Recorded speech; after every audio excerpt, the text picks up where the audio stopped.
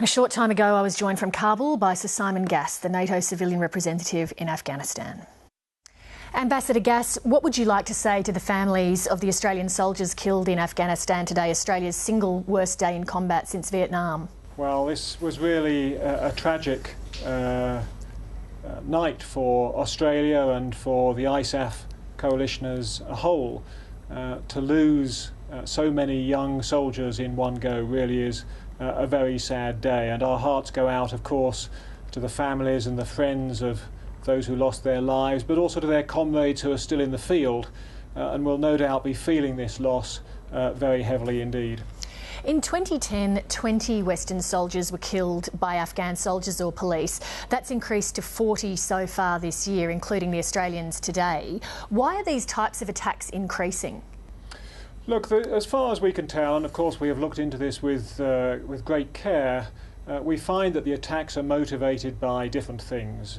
In some cases it is the case that the person who commits this awful crime has some connection with the insurgency.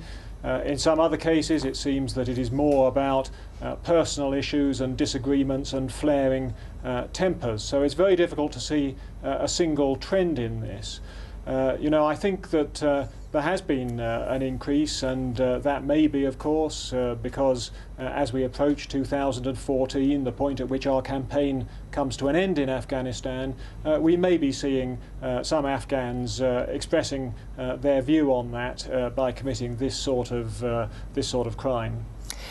If Afghan forces are weak enough to be penetrated by terrorists or ill-disciplined enough to kill people in fits of temper, how will the Afghan army ever be competent enough to take over their own nation's security? Well, look, we're undertaking with our Afghan partners a whole range of of actions to try to ensure that these incidents are kept to an absolute minimum and eradicated to the extent possible.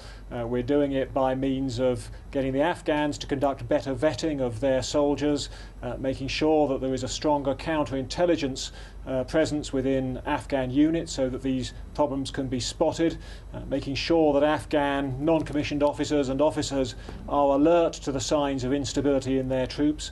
And we're taking measures on our side too, of course, by making sure that we have what are called guardian angels present, so we have armed soldiers keeping an eye on situations as they develop, making sure that our soldiers are well trained and understand Afghan cultural norms as well, to make sure that inadvertently they don't say or do something which offends an Afghan soldier and offends their pride and their dignity.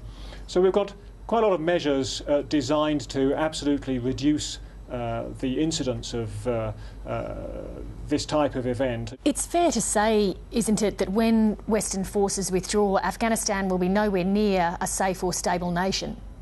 Well, I think what we're trying to do is we're trying to leave a sufficiently stable security platform in which Afghan armed forces amounting to over 350,000 men and women will be able to maintain security.